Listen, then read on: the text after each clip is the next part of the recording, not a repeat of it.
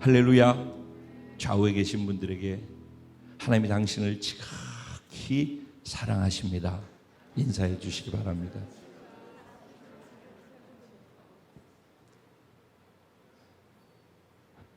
다 한 거예요? 한 사람한테만 하지 말고 이렇게. 이게 예배 시간에 하는 형식적인 그게 아니라 이때 하나님이 옆에 계신 분들에게 하나님 당신을 지극히 사랑하신대요. 이거 서로 하면서 격려와 위로가 되라고 이 시간 하는 건데, 이게 무슨 제도의 하나의 부분처럼 되어버리면 그게 화석이 되는 거예요. 우리 다시 또 다른 분을 향하여서 하나님이 당신을 지극히 사랑하십니다. 네, 아멘, 아멘. 우리를 지극히 사랑하시는 하나님 살아 계셔서 지금 여기 계신 하나님이신 줄로 믿습니다. 아멘, 할렐루야. 오늘 주신 하나님 말씀 누가복음 17장입니다. 누가복음 17장 22절부터인데 하는 길에 20절부터 읽겠습니다. 20절부터 읽겠습니다.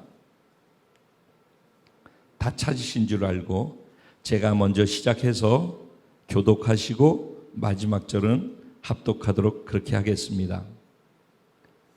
바리새인들이 하나님의 나라가 어느 때 임하나이까 묻거늘 예수께서 대답하여 이르시되 하나님의 나라는 볼 수 있게 임하는 것이 아니요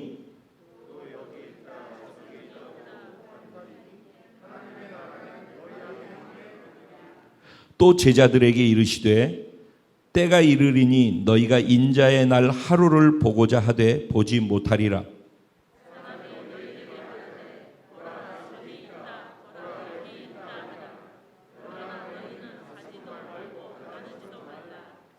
번개가 하늘 아래 이쪽에서 번쩍이어 하늘 아래 저쪽까지 비침같이 인자도 자기 날에 그러하리라.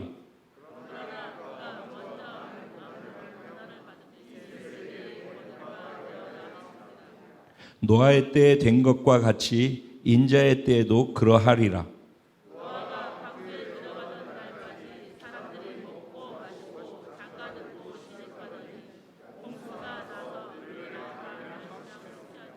또 롯의 때와 같으리니 사람들이 먹고 마시고 사고 팔고 심고 집을 짓더니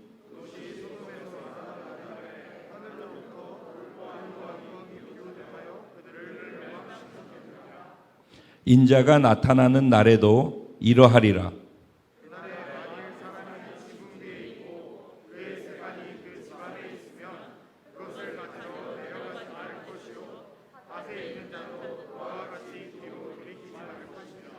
롯의 철을 기억하라.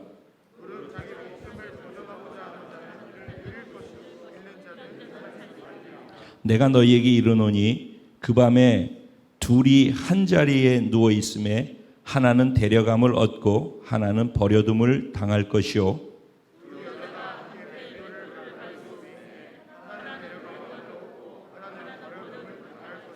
다 같이 그들이 대답하여 이르되 주여 어디오니이까? 이르시되 죽음이 있는 곳에는 독수리가 모이느니라. 아멘. 오늘 이 본문 가지고 인자의 날을 맞는 준비된 신부, 바로 저와 여러분입니다. 네. 이런 내용을 오늘 본문을 통해서 나누어 보고자 합니다.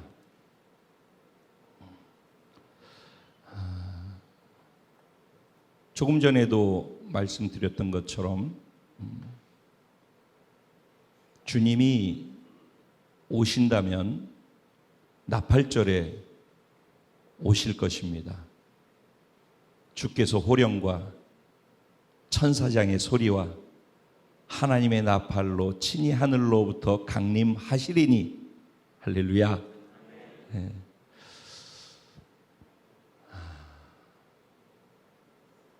우리가 예배드리고 있는 이 시간에 만약에 주님이 우리를 부르신다면 신부들은 다 들을 수 있겠죠. 금요일날 말씀드린 것처럼 지금 제가 이렇게 말씀을 하고 있는 저의 목소리를 들을 수 있는 사람들은 듣고자 하는 마음이 있는 사람들이 듣는 것입니다. 즉 적어도 여기에 나와서 함께 있든지 아니면 인터넷을 켜고라도 어디선가 이걸 듣고자 마음을 먹고 여기다가 초점을 맞추고 있는 사람들이 제 목소리를 들을 수 있는 것입니다. 마찬가지로 주께서 호령이라고 할 때는 큰 외침이라고 그렇게 되어 있는데 주께서 큰 외침으로 우리를 부르실 것입니다. 그런데 아무리 그 음성이 크더라도 초점을 두고 듣고자 하지 않는 사람 귀에는 들리지가 않는다는 것입니다. 그래서 늘 초점을 주님께, 신랑께 두고 신랑이 오심을 사모하고 자신을 신부로 준비해서 신랑을 기대하고 살아가는 사람, 그분께 초점을 늘 맞추고 주파수를 그분께 두고 그분의 음성을 듣고자 하면서 사는 사람들에게 주어지는 말씀이라고 생각을 합니다. 예수님께서 오늘 본문에 보면은 바리새인들에게 이제 대답을 하시는데, 왜냐하면 바리새인들이 먼저 질문하기를 하나님의 나라가 어느 때 임합니까? 라고 이렇게 질문을 했기 때문이에요. 그러니까 예수님이 앞에 계신데 예수님께 하나님의 나라가 언제 임합니까? 라고 질문을 한 겁니다. 그러니까 예수님께서 그의 마음 생각을 간파하셨어요. 즉 이들은 보이는 하나님의 나라, 즉 하나님의 나라에 대한 이해가 잘못되어진 거예요. 그러니까 우리가 똑같은 본문 말씀을 가지고 똑같은 단어를 사용하고 있더라도 그 단어를 우리가 알고 똑같이 쓰고 있는 단어일지라도 그 단어에 대한 이해가 잘못되어지면 전혀 다른 것이 되어지는 거예요. 그래서 지금 하나님의 나라에 대해서 하나님 나라가 임한다라는 것은 바리새인들이 알고 있는 거죠. 언제 임하는가가 궁금한 거예요. 근데 그 이전에 그들이 생각하고 있는 하나님의 나라가 무엇이었는가가 더 중요해요. 그들이 생각하는 하나님의 나라는 로마의 통치 압제에 묶여서 살고 있는 거잖아요. 마치 우리가 일제 치하에서 살고 있었던 것처럼, 나라 잃은 백성으로 살고 있었던 것처럼 그 당시 그들이 그랬던 거거든요. 그러니까는 하나님의 나라가 임한다라는 개념을 그들은 정치적으로 로마를 이기고 로마를 전복하고 그리고 이스라엘이 회복되어지는 그날, 그 일을 이룰 수 있는 그 사람을 메시아 구원자라고 생각을 했고 그날 하나님의 나라가 임한다라고 생각을 하고 있었던 거예요. 그런데 예수님께서는 그들의 생각을 아시고 그들이 생각하고 있는 하나님 나라 개념이 하나님이신 예수님이 알고 있는 하나님의 나라 개념하고 전혀 다르다는 거죠. 너희들이 생각하는 것처럼 그런 게 아니야. 하나님의 나라는 눈으로 보이는 게 아니야. 여기 있다 저기 있다 하는 그런 내용이 아니란 말이야 라고 말씀을 하셔요. 그러면서 곧바로 연결해서 그 얘기를 듣고 있는 옆에 있는 제자들을 향하여서 얘기를 해요. 그 말은 무슨 말이에요? 제자들도 똑같이, 이게 얼마나 중요한 얘기예요. 제자들도 똑같이 예수님 곁에서 같이 엄청난 일들을 경험하고 함께 시간을 보냈는데도 제자들도 생각하고 있는 하나님의 나라가 바리새인들이 생각하고 있는 하나님 나라하고 똑같은 거예요. 예수님이 그들에게, 제자들에게 알려주고자 하는 하나님의 나라는 무엇이었는가? 내가 하나님의 나라라는 거예요. 내가 이 땅에 오물 통해서 하나님 나라가 이 땅에 들어왔다라는 거예요. 나를 통해 내가 움직이는 곳에 하나님의 나라가 흘러다닌다라는 거예요. 내가 말할 때 내 말을 듣고 순종하는 모든 것에 하나님의 나라가 임한다라는 거예요. 그래서 사실은 오늘 본문 앞서서 17장에는 몇 가지 다른 사건들이 나열되어 있어요. 거기 보면은 제일 먼저 나오는 게 뭐냐면은 나한테 잘못하는 사람들이 있잖아요. 잘못하는 사람들이 와서 용서를 구하거들랑 회개하면은 전제가 이거예요. 회개하면은 용서해 주라는 거예요. 그런데 조금 전에 잘못했다라고 하고선 회개했다라고 해서 용서해 줬는데 또 조금 있다가 또 똑같은 잘못을 저지르잖아요. 그러면 어떻게? 또 회개하면은 또 용서해 주라는 거예요. 잘 들으면서 적용을 해야 돼요. 예. 근데 이거를 그러니까 듣다 말고 그럼 그걸 몇 번을 해줘야 됩니까? 그랬어요. 되게 부담스러운 얘기잖아요. 그러니까 몇 번을 그걸 해줘야 됩니까? 70번씩 7번이라도, 그러니까 7이 완전수인데 완전수에 70을 더하더라도, 그러니까 무한정으로 그렇게 해줘야 된다라는 거예요. 그게 얼마나 어려운 말이에요. 그렇죠? 근데 그게 누가 한 말이에요? 예수님이 하신 말이에요. 그 말에 권세가 있다라는 거예요. 자 이제 보셔요. 이제부터 그 다음에 뒤에 나오는 게 무슨 얘기라 곧바로 연결해서 그것을 할 수 있는 믿음이 있어야지만 그 일을 할 수 있다라는 거예요. 그래서 믿음 얘기가 나오는 게 겨자씨 얘기가 나오는 거예요. 너희가 겨자씨 하나 요만한 믿음만 있어도 산을 들어서 명해서 바다에 던지우라 하면 그대로 된다라는 거예요. 그렇죠? 근데 여기서 얘기하는 것은 무엇을 얘기하고 싶냐면 산 바다가 예수님이 말씀하신 것이면은 산 바다 자연도 순종한다라는 거예요. 즉 하나님의 통치 안에 있다라는 거예요. 하나님의 말씀이 선포되면 자연도 하나님의 통치 가운데 들어 있다라는 거예요. 더 이어서 문둥병자 얘기가 나와요. 나환자 얘기가 나오죠. 10명의 나병 환자가 있는데 치료해 주는 사건이 나오죠. 그 뒤에 보면은 거기서 뭘 얘기를 해요? 질병도 하나님이 말씀하시면은 순종한다라는 거예요. 하나님의 나라는 자연도 하나님이 통치하시는데 질병도 하나님이 통치하시는데 무엇으로 통치한다? 하나님의 말씀으로 통치한다라는 거예요. 그래서 하나님의 말씀이 선포되어질 때 하나님의 말씀을 듣고 순종하는 그 사람에게 하나님의 나라가 임한다라는 것을 말씀하시면서 말씀이 육신이 돼서 우리 가운데 거하신 분이 누구예요? 예수님이잖아요. 그 예수님, 말씀의 본체 되신 예수님이 지금 자기들 앞에 있는 거예요. 그리고 말씀을 선포해가지고 자연의 법칙을 깨고 자연도 순종하게 하고 질병을 통제하고 통치하고 다스리는 것으로 죽은 자도 죽음도 하나님의 통치 가운데 들어가는 거죠. 죽은 자도 살리니까. 죽음도 하나님이 말씀하시면은 순종해서 죽은 것을 풀어서 살아나게 하는 거예요. 그게 하나님의 나라란 말이에요. 그래서 하나님의 나라는 우는 거나 곡하는 거나 질병이나 뭐 이런 죽음이나 이런 것들이 없다라고 얘기하는 것 안에는 하나님의 말씀은 모든 것들을 다 통치하고 다스릴 수 있는 권세와 능력이 있다라는 전제 속에 있는 거란 말이에요. 그러니까 하나님의 나라라 하면은 하나님이 말씀하실 때 그 말씀을 들은 사람들이 그 말씀대로 순종하는 그 순종의 자리, 실제 그것을 행하는 그 자리가 하나님의 나라가 현재적으로 임하는 하나님의 나라란 말이에요. 근데 그들은 예수를 통해서 이거를 보여주면서 하나님의 말씀에 반응하고 순종할 때 우리 순종을 통해서 임하시는 현재적인 하나님의 나라를 경험하는 것에 대한 이해를 하지 못하고 있는 거예요. 하나님의 나라의 주인이 누구예요? 예수님이시죠.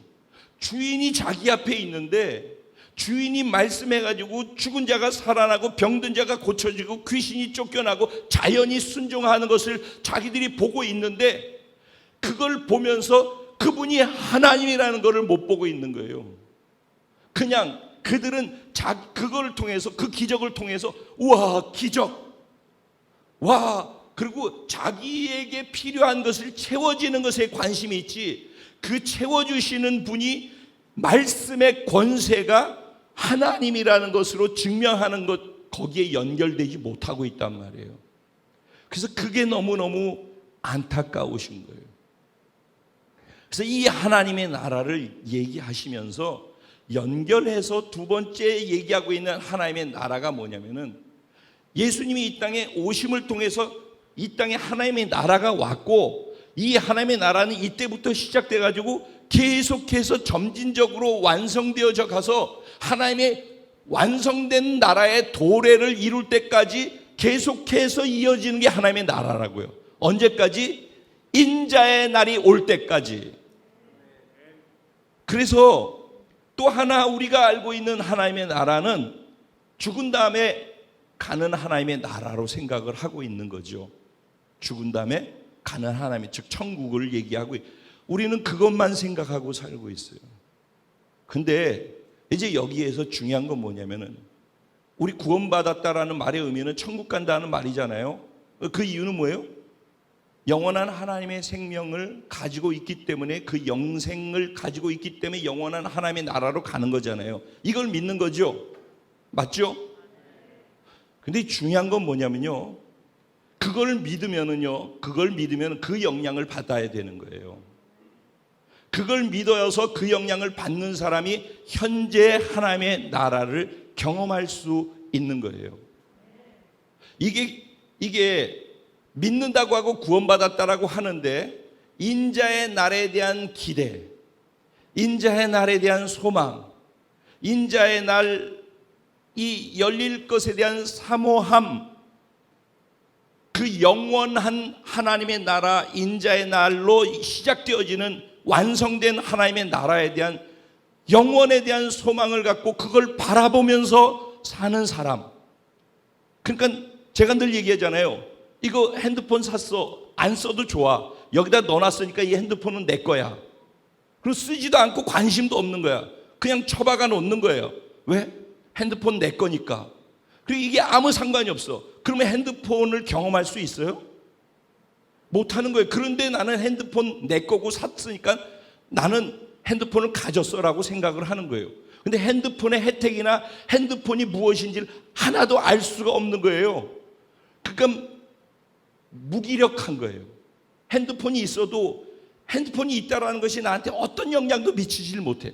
하나님의 나라가 그렇다는 거예요. 하나님의 나라가 죽으면은 가는 하나님의 나라, 인자의 때를 맞았을 때 들어가는 하나님의 나라가 진짜 믿어지는 사람이라면은 지금 현재를 살고 있는 이 시간대에 인자의 날을 기억하고 기대하고 사모함 속에서 이 현재를 살아야지 이 현재가 하나님의 나라를 경험할 수 있어요. 다른 말로 그날 인자의 날이 우리에게는 구원의 날이 되지만은 또 다른 사람들에게는 심판의 날이라는 거예요. 그 날이 마치 노아의 때처럼, 마치 롯의 때처럼 심판의 날이라는 건 무시무시한 날이라는 거예요. 모두가 멸망하고 멸절당하는, 그때는 물로 멸망했지만 이제는 불과 유황이 내려서 우리를 다 그 불에 태워서 죽여버리는 그런 무시무시한 때를 맞게 된다라는 거예요. 그게 하나님을 믿지 않고 사는 사람, 믿음이 없는 자들이 맞게 될 미래란 말이죠. 그렇다면은 정말 내가 구원받았다는 그 구원이 막연하게 내가 핸드폰 샀다라고 집안에다 넣어놓고 주머니에 넣어놓고 쓰지 않으면서 그거 있으니까 하고 내가 하고 싶은 걸 하면서 이거 있다라는 이유 하나, 그냥 생각하고 있는 그 이유 하나가 믿음이라고 나는 스스로 인정하고, 그리고선 나는 막 내가 하고 싶은 걸 하면서 살아가는 것, 그게 믿음이라고 어떻게 무엇으로 증명해낼 수 있겠느냐는 거예요. 그래서 제가 늘 얘기하잖아요. 조심스럽게. 구원은 하나님의 은혜로 우리에게 주시는 거예요. 그렇죠? 근데 구원의 조건은 다른 게 없어요. 믿음이에요. 믿음. 중요한 거는 믿는다라는 것은, 믿는 게 뭐냐고 한번 생각해 보세요. 인간관계에서도 나 너 믿어. 난 효은이를 믿어. 내 인감도장을 맡길게. 막 이 통으로 예를 들어서 통장과 도장을 다 맡길게. 이런 게 믿는 거 아니겠어요? 그죠? 저는 사실은 이거 믿거나 말거나 또 저는 저희 개인 인감, 교회 인감이라든가 월드비전 커뮤니티 인감 말고 제 개인 인감도 다 여기 우리 지체들한테 아예 줘서 제 인감이 어디 있는지도 몰라요. 왜? 제가 믿으니까. 믿는 건 적어도 그런 거 아니겠어요? 여러분 저 믿으셔요? 믿는다는 말에 대해서 깊이 생각해야 된다니까. 믿는 것은 그냥 이렇게 비슷하게 가는 게 아니에요. 그냥 진짜 그건 거예요. 우리가 구원받는 것, 예수를 통해서 구원받았다라는 사실을 믿는다? 그러면은 그 믿는다는 말에는 책임이 있다라는 거예요. 행동이 있다라는 거예요. 그냥 따라가는 거예요. 그거는 진짜 믿으면은 그 행동이 따라가게 돼 있어요. 그러지 않아요? 믿으면은 그 행동이 따라가게 돼 있어요. 근데 우리가 믿는다라고 생각하는 이유 중에 뭐가 있냐면은 하나님, 우리가 믿는다라고 할 때 믿음은 두 가지를 믿는 거라고 그랬죠. 첫째는 하나님을 믿는 거고 하나님이 하신 말씀을 믿는 거예요. 다른 건 믿는 거, 세상에도 믿는다라는 단어를 쓰는 게 여러 가지가 있어요.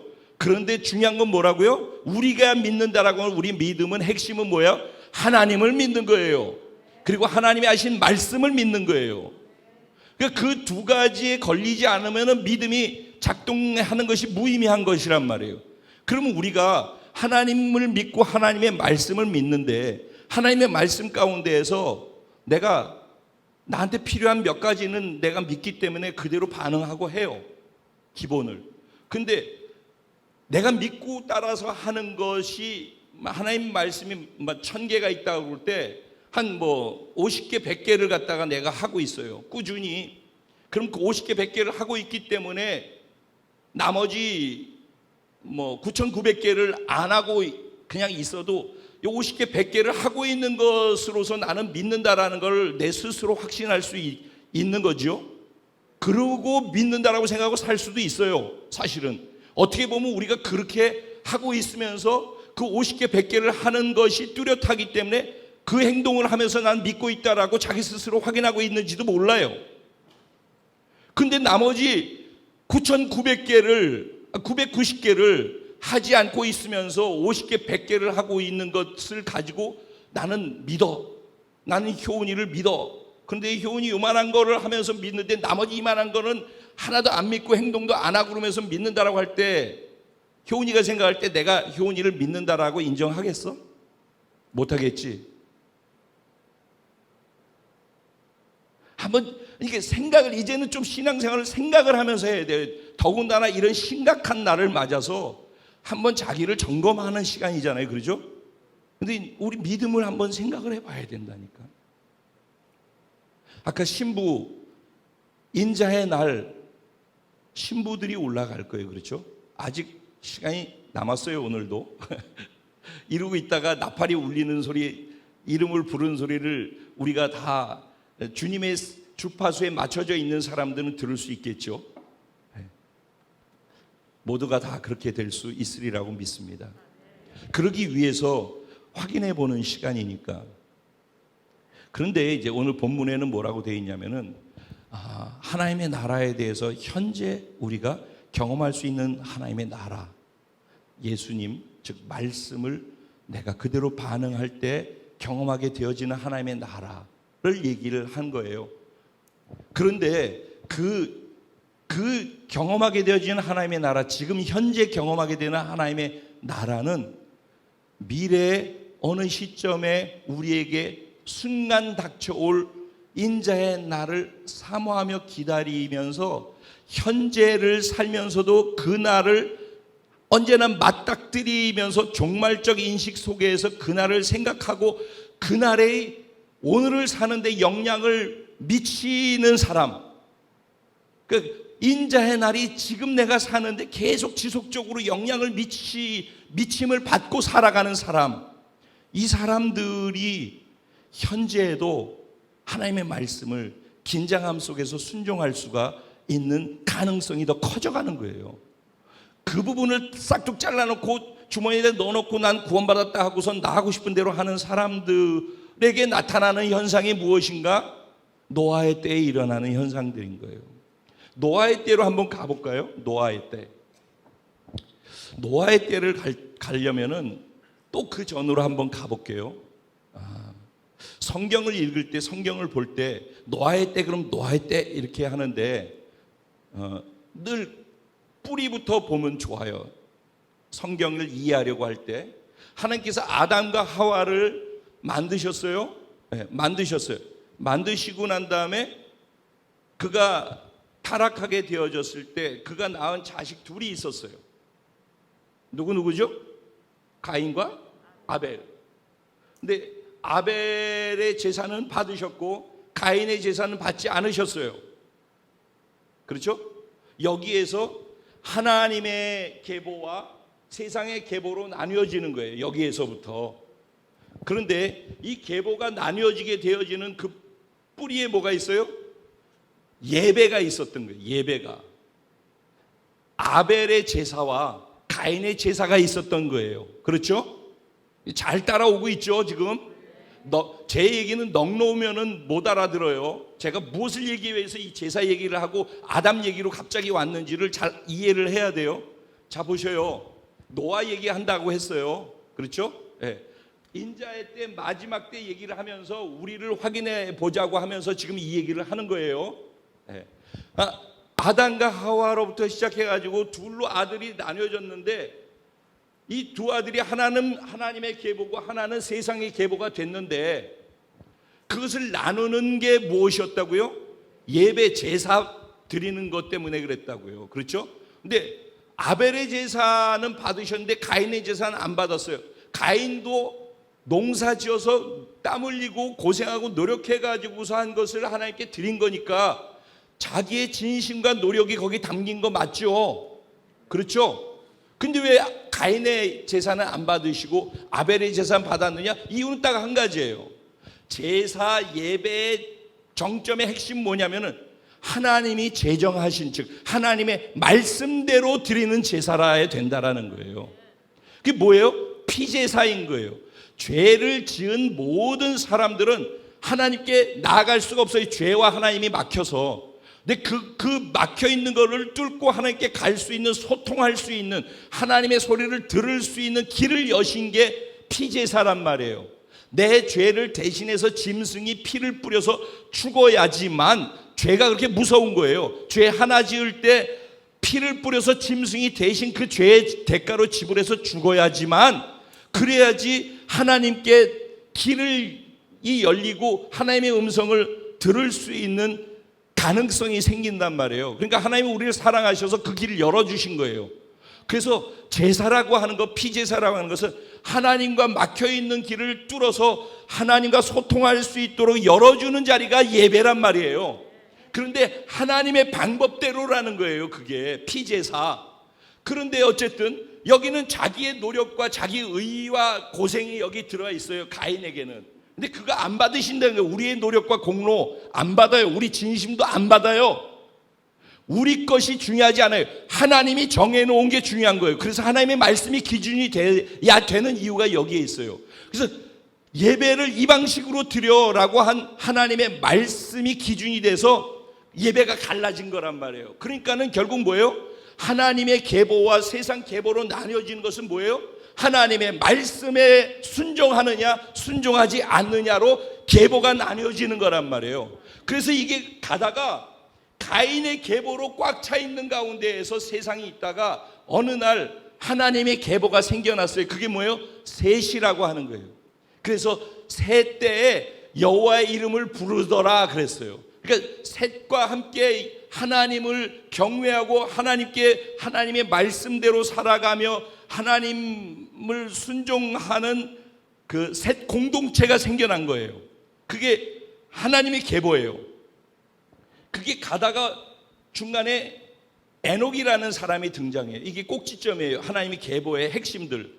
에녹이라는 사람이 나오는데 에녹도 어느 때까지인가 자기 멋대로 살았는데 언제부턴가 에녹이 하나님과 동행하게 됐다고 했어요. 하나님의 계보죠. 그가 하나님과 동행하더니 하나님이 부르셔서 그를 하늘로 데리고 갔다고 그랬어요.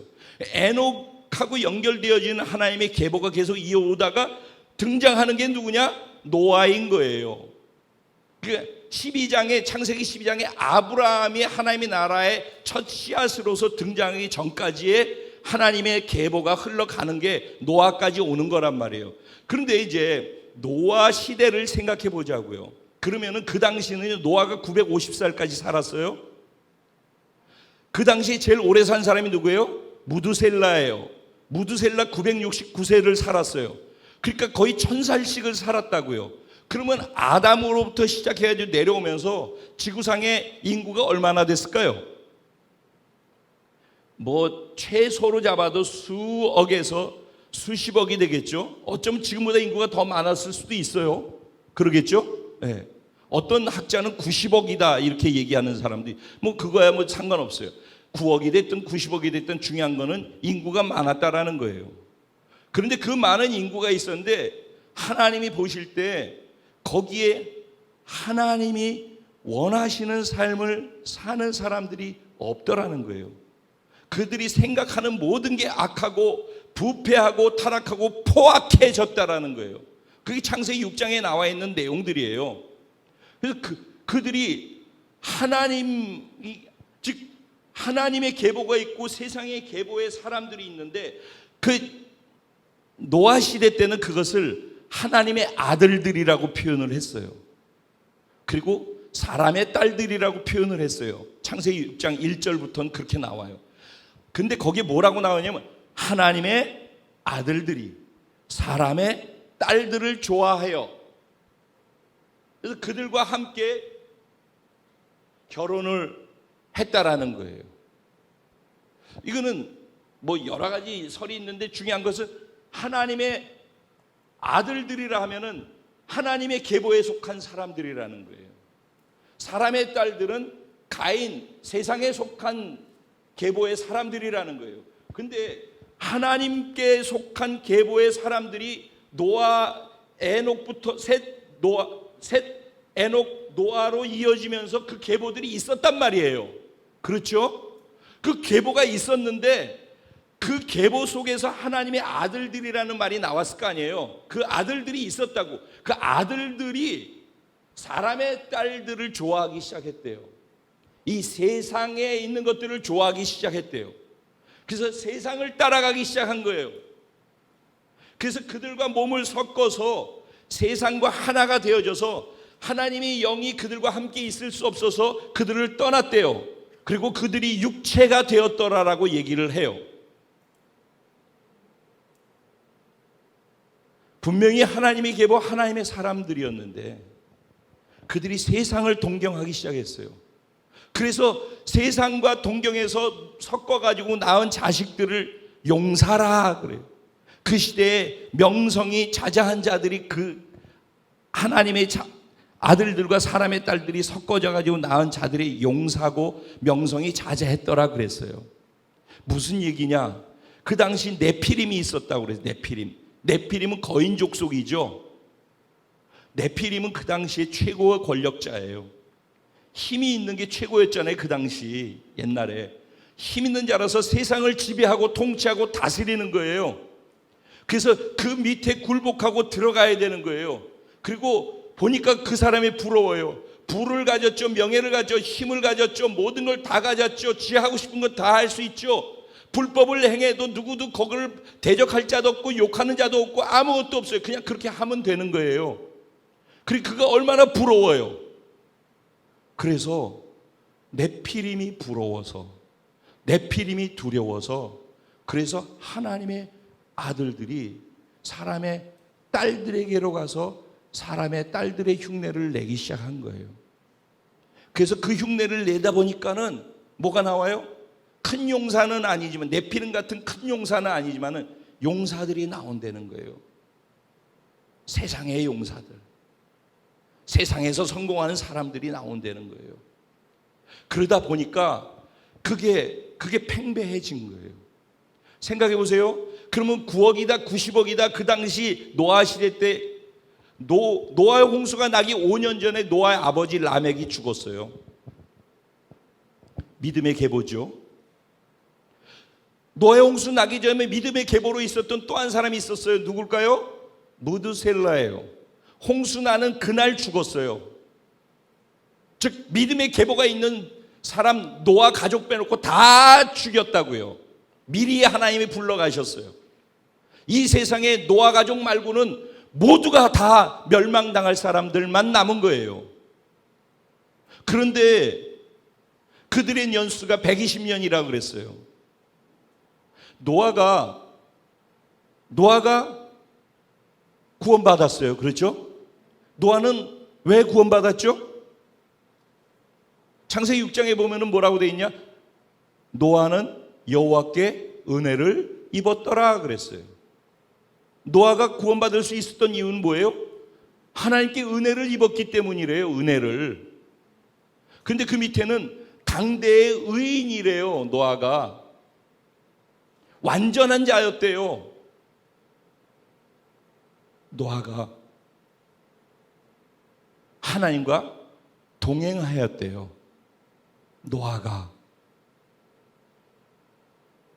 노아는 그랬대요. 그랬기 때문에 하나님이 말씀하시는 말씀을 하나님께 주파수를 두고 살았기 때문에 하나님이 하시는 말씀을 들을 수 있었단 말이에요. 그래서 6장에 보면은 노아 방주를 짓는데 어떻게 지으라? 길이가 135m로 지어라. 높이를 14m로 지어라. 폭은 23m로 지어라. 그리고 창문은 위에다가 어디에서 딱 하나만 나게끔 해라. 그리고 칸칸이 해가지고 짐승들을 그렇게 다 들여보내라. 그렇게 다 했어요. 다 들었다는 거예요. 자세하게. 하나님하고 늘 하나님이 하신 말씀을 들을 수 있는 귀가 늘 하나님께 열려 있었단 말이에요. 그는 하나님을 향해 있었다고요. 그렇기 때문에 하나님이 하시는 말씀을 들을 수가 있었어요. 그 뭐라고 했어요? 방주를 만들어. 그래서 그가 얼마 동안 만들었어요? 120년 동안 방주를 만들었어요. 여러분, 방주를 만들면서 유다서 13절 14절에 보면은 유다가 이렇게 고백을 해요. 노아는 그 시간 그때에 하나님의 의를 전파했다라고 얘기를 하고 있어요. 그러니까 노아는 방주를 만드는 120년 동안 방주에 동참하지 않는 사람들을 향하여서 계속해서 하나님의 복음을 선포했다라는 얘기예요. 120년 동안. 그러면 거기 있는 사람들은 얼마나 이상했겠어요. 아무것도 안 하고 방주 만드는 노아를 보고 노아 가족을 보고 얼마나 이상했겠어요. 저 또라이들 저 바보 아니야? 아니 이렇게 좋은 게 많이 있는데 이렇게 즐거운 게 있고 이렇게 맛있는 게 있고 이렇게 편안한 게 있는데 네피림을 동경하며 살았던 사람들, 모든 하나님의 사람들이 그걸 다 따라갔는데 그 시대에 노아는 방주를 지었단 말이에요. 근데 노아가 계속해서 이대로 가면 망합니다. 이대로 가면 멸망. 에녹 때부터 예언을 했어요. 에녹이 예언을 했어요. 망한다. 이대로 가면 멸망해. 에녹이 얘기를 했다고요. 노아 홍수를 예견한 거예요. 그 당시 에녹 때부터 벌써 분위기가 그렇게 흘러갔다라는 얘기죠. 결국은 120년 동안 방주를 짓는 것 자체가 선포하는 것이었고 그가 입술로도 사람들에게 선포를 했는데 아무도 거기에 관심을 갖는 사람이 없었다라는 거예요. 단 한 사람도. 그도 그럴 것이 너무 세상 것이 크게 보이고 좋아 보였고 아름다워 보였고 부러워 보였고 때로는 두려워 보였기 때문이기도 해요. 하지만 또 하나는 뭐가 있었냐면은 그 당시에는 지구상에 비라는 것이 없었어요. 비가 없는 때 비가 와서 홍수가 난다? 말이 돼요? 말이 안 되는 거잖아요. 말이 안 되니까는 믿을 수가 없는 거예요. 이해가 안 되는 거예요. 말도 안 되는 소리 하고 있네. 이렇게 되는 거예요. 말도 안 되는 소리 하고 있는데 저 진짜 웃긴 놈이야. 그 조롱이 비아냥거림이 얼마나 컸겠어요. 근데 생각해 보세요. 9억이 됐든 90억이 됐든 너무나도 하나님이 가슴 아프고 얼마나 한탄하고 슬퍼했을까요? 지구상에 그 많은 인구가 있었는데 8명 구원받은 거예요. 8명. 오늘 본문 누가복음 17장을 지나서 누가복음 18장의 8절에 보면은요, 마지막 때에 내가 믿음 있는 자를 보겠느냐 그랬어요. 그냥 스쳐 지나가는 말이 아니에요. 지금 우리가 마지막 중에 마지막을 살고 지금 오늘 오시니 안 오시니 언제 앞으로 10년 내에 아마 그러지 않을까 싶어요. 그것도 길게 잡았어요. 저는 제게는 그런 느낌이에요. 제게는.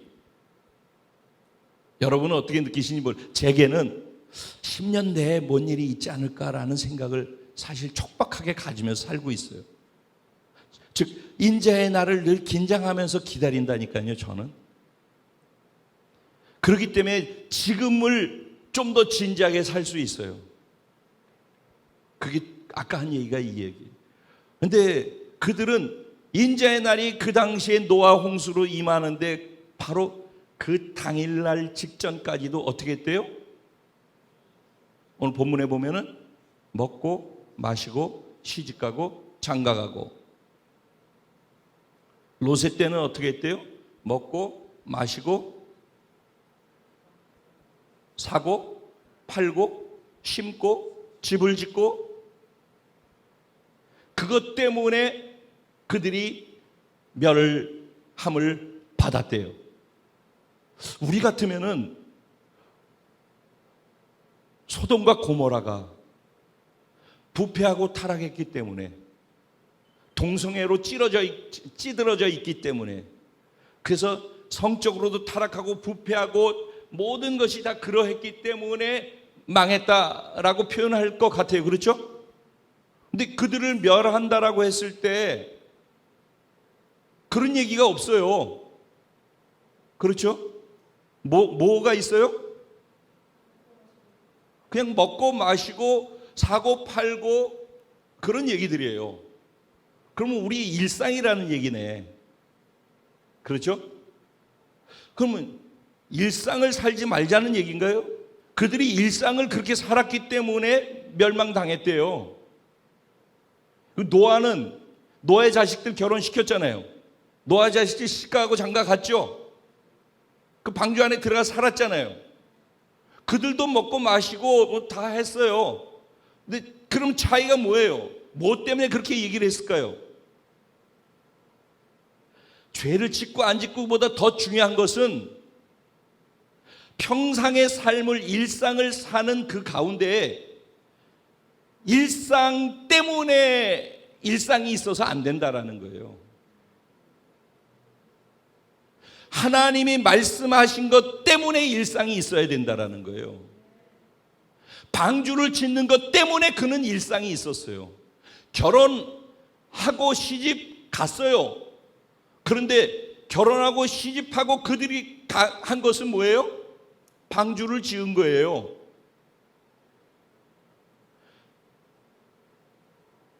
인간의 날수가 120년이라. 어떻게 그러다 보니까 진짜 우리 120년까지 사는 사람은 거의 없죠. 저희 어머님도 91세 불러가시네요. 그러면은 120년 이 노아를 통해서 복음을 듣고 구원을 선택할 수 있는 기회로 주어진 시간들이었다면은 오늘 우리가 이 땅에 태어나서 지금 살고 있는 지금 이 시간이 방주로 들어오라고, 방주를 함께 짓자라고 그렇게 초청하는 소리를 듣고 있고, 그걸 내가 일상의 삶을 살지 방주를 짓기 위한 일상을 살지를 결정해야 된다라는 거예요. 이거 굉장히 중요한 거거든요. 성적으로 타락하고 부패했기 때문에 멸망시켰다고 얘기하지 않잖아요. 일상을 살았기 때문에 그들이 그랬어요. 노아의 차이는 뭐예요? 믿음인 거예요. 믿음. 노아는 하나님을 신뢰하고 하나님께 초점 맞추고 인자의 날을 소망하면서 살았다고. 그리고 하나님께 초점을 두고 있었기에 하나님의 음성을 들을 수 있었고, 하나님의 음성을 들을 수 있었기에 하나님 음성에 순종해서 방주를 지었다고요. 오늘날 지구상에 78억의 인구가 살고 있어요. 지금도 방주를 짓는 것이 자기의 일상이 돼서 살아가는 사람들이 있어요. 방주를 짓지만은 결혼도 하고 먹을 것도 먹고, 그런데 결혼하고 먹을 걸 먹고 사고 팔고 집 짓고 잘 살기 위해서 사는, 그래서 세상을 부러워하면서 네피림을 쫓아가려고 살아가는, 그래서 세상의 사람들, 세상의 딸들을 사랑해서 세상으로 가는 얼마나 많은 하나님의 사람들, 하나님의 아들들이 있냐고요. 처음에 이쪽에 있었는데 다 저쪽으로 가버리는 거예요. 가치가 다 저쪽으로 넘어가는 거예요. 그래서 처음에는 방주 때문에 사는 것 같았는데 나중에 보니까 방주는 팽개쳐놓고 그냥 이게 일상이 돼버리는 거예요. 우리가 굉장히 내 삶을 살면서도 늘 이 부분을 놓치지 말아야 돼요. 인자의 날을 늘 기억하면서 살아야 되는 거예요. 오늘 만약에 오신다면은 정말 부르실 때 올라갈 수 있겠어요? 나는 예수님이 보실 때 정결한 신부로서 나는 신랑을 사랑해서 신랑 오시기를만을 손꼽아 기다리고 사모하면서 내 구원의 방주를 내가 주어진 내 인생의 시간 속에서 내게 주어진 방주를 지으면서 살고 있냐고. 지금이 우리 각자의 방주를 짓고 있는 시간이라니까. 지금 방주를 지으면서 사는 것이 내 일상이 되어야 되는 거예요. 그래서 먹고 뭣도 하고 뭣도 하는 것이 방주를 짓는 것에 필요해서 일상이 있어야 된다니까. 근데 교회 나오는 것이 마치 퉁치기가 되어지고 나머지는 내 삶을 다 살고 교회 나오는 걸로 퉁치기로 생각을 하고 그것을 나의 믿음을 증명하는 거라고 하면은 곤란해지는 거예요. 우리도 모르게 네피림을 쫓아서 살고 용사를 만들기 위해서 사는 거라고. 정말 진지하게 생각해. 정말 8명 안에 들어가겠는가? 제 스스로에게 이런 질문을 늘 해요. 그래서 제가 늘 긴장해요. 그래서 제가 긴장하기 때문에 여러분들에게 긴장할 얘기들을 하게 돼요. 왜? 저는 이렇게 믿으니까. 어쩌면은 제가 지금 하는 게 사실이라 한다면은 여러분들은 선택할 수 있는 기회를 얻는 거예요. 이런 시간마다 저는 여러분들한테 선택할 수 있는 기회를 드리는 거예요. 이걸 듣고 이게 하나님의 음성으로 듣고 그렇게 취해서 정말 자기 삶을 돌이켜서 이렇게 살 수 있는 사람도 있을 것이기 때문에. 그런데 이걸 듣고서도 뭔 소리를 하는지 무슨 중요하게 생각하지 않고 가치 있게 여기지 않으면은, 선택하지 않으면은 또 자기 삶이 그대로 있는 거죠. 그것까지 제가 어떻게 하겠습니까? 하지만은 반복적으로 기회가 될 때마다 기회를 드리는 것뿐이에요. 제가 기도하면서 정말 그렇게 같이 하고 싶은 거예요. 그리고 이 방주를 짓는 것이, 그래서 방주가 완성되어지는 그날, 인자의 날, 주님이 오실 터인데 우리가 그 주님 오시기를 준비하며 이 땅에서 방주를 짓는 것이 내가 존재하는 이유라는 것이 우리 비전이라는 거예요. 이것 때문에 방주를 지으면서 가는 공동체 함께 가겠느냐는 거예요. 괜히 어집지 않은 것 같고 기분이 좋니 나쁘니 마음에 드냐, 그게 아니라 이게 핵심이라고. 나는 이것 때문에 이 길을 간다고. 그리고 이 길을 함께 갈 사람들이 이 공동체에 함께 가자고 하는 거라고. 함께 간다라는 의미가 뭐예요? 노아와 노아의 가족들이 함께 간다라고 했을 때 그들은 뭐 했어요? 그들이 일상만 살았어요? 방주를 같이 지었어요? 함께 간다라는 것은 예배를 같이 드린다는 게 아니라 한 가지 중요한 목적을 위해서 시간과 에너지와 삶을 중심 우선순위를 거기다 두고 그것을 위해서 같이 가는 것 속에서 일상이 있어야지 함께 가는 것 아니겠어요? 전 진짜 그래야지 그런 상태로 삶을 살아가야지 인자의 날을 제대로 맞을 수 있지 않겠어요? 저는 그렇게 생각을 해요. 이 얘기는 어느 누구 하나를 정죄하려고 하는 얘기가 절대 아니에요. 저를 포함해서 정말 진지하게 이게 오늘 본문의 내용이란 말이에요. 그러잖아요. 지금 그 얘기잖아요. 근데 이게 어느 순간 번개가 하늘 위에서 아래로 내리치는 것을 저쪽까지 이렇게 번쩍하면서 순식간에 하는 것처럼 주님이 순식간에 그렇게 오신대요. 그 여기 있다 저기 있다 하는 게 아니라 지구가 지금이 여기 낮이면 저쪽이 밤이잖아요. 그래서 한 사람은 잠을 자고 있는 거고 한 사람은 밭을 갖고 맷돌 갈고 있는 거예요. 한쪽에서는 일하고 있는 낮이고 한쪽에서는 자고 있는 밤인 이유예요. 그런데 밤이건 낮이건 지구의 앞뒷면 어느 쪽에서 어떻게 있든 간에 번쩍하듯이 번개가 치는 것처럼 주님이 오시면 한순간에 이 일이 일어난다는 거예요. 그리고 저는 그걸 믿어요.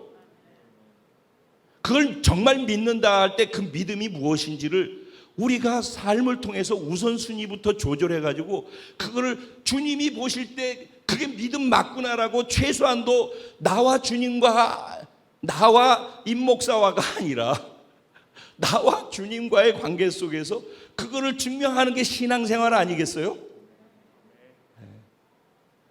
정말 모두가 그렇게 됐으면 좋겠어요. 그리고 이렇게 나눌 수 있어서 전 너무 감사해요. 진심으로 제 마음을 다해서 하나님 주신 마음을 나누었어요. 같이 기도하죠. 노아는 그렇게 준비된 신부인 거예요. 그렇죠? 노아가 올라갈 수 있었던 이유, 구원받을 수 있었던 이유가 뭐라고요? 여호와께 은혜를 입은 자래요. 그는 네피림을 부러워하지도 네피림을 두려워하지도 않았어요. 하나님을 두려워하고 하나님의 말씀에 집중하고 하나님을 경외하고 하나님과 동행하고 하나님께 집중해서 들려지는 하나님의 음성에 순종으로 반응해서 그게 한 번 한 게 아니라 10번 한 게 아니라 120년 동안 결국은 그 말씀을 들은 그 날부터 시작해서 그 날이 인자의 날이 오는 그때까지 계속했어요. 그는 정말 사랑했고 정말 믿었고 정말 소망했어요. 저도 그렇게 진짜가 되고 싶어요. 저와 함께 있는 우리 공동체 사랑하는 지체들 한 분 한 분이 한 분도 낙오되지 않고 진짜가 돼서 함께 주님 부르실 때 공중의 혼인잔치에 함께 동참할 수 있기를 정말 바라요. 하나님, 이걸 다 듣고 아는데도 내가 너무 약해서 때로 흔들리고 넘어질 수 있는 그런 나를 불쌍히 여겨 주십시오. 오늘 들은 말씀을 그래도 붙잡고 살아낼 수 있도록 하나님 은혜 입은 자가 되게 해 주십시오. 내 삶이 좀 더 솔직하게 나를 바라보고 솔직하게 하나님 말씀 앞에 서서 무엇을 바꾸어 나가야 할지, 어떤 부분을 획기적으로 변화시켜야 할지, 내가 방주 짓는 것이 우선이 돼서 나의 일상이 있을 수 있도록 내 삶을 빚어주시고 이끌어 주시옵소서. 우리 주님의 이름을 한번 부르고 기도하며 나갑니다. 기도드리겠습니다. 주여!